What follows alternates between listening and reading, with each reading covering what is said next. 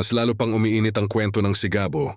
Ngayong papasok na ito sa panibagong yugto, kung saan isang bagong kabanata ang maaaring magbago sa takbo ng buhay ng mga pangunahing tauhan. Isa sa mga pinakaabangan ng mga manonood ang pagdating ni Sam sa Ginintuang Lupa na tiyak na magdadala ng panibagong kulay sa kwento. Abangan next week ang pagdating ni Sam sa Ginintuang Lupa na posibleng maging simula ng mas maraming eksenang puno ng tensyon, sorpresa at emosyon. Dahil dito, maraming viewers ang nagtatanong kung ano ang magiging koneksyon niya kay Gabo at kung paano maapektuhan ang kanyang pagdating.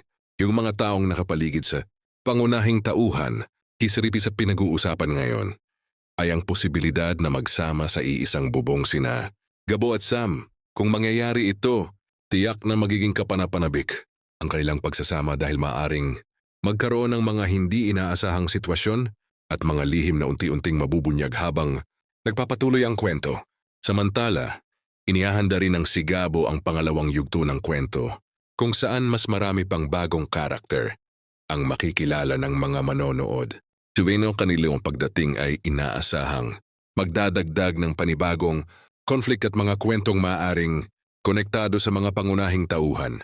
Dahil dito, maraming tanong ang nabubuo sa isip ng mga taga-subaybay. Ano ang tunay na pakay ni Sam sa Ginintuang Lupa?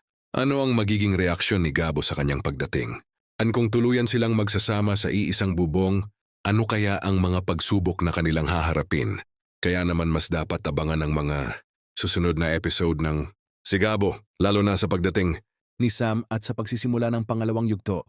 sa pagpasok ng mga bagong karakter at bagong kwento. Posible ring mas maging komplikado ang mga relasyon at tunggalian sa Ginintuang Lupa.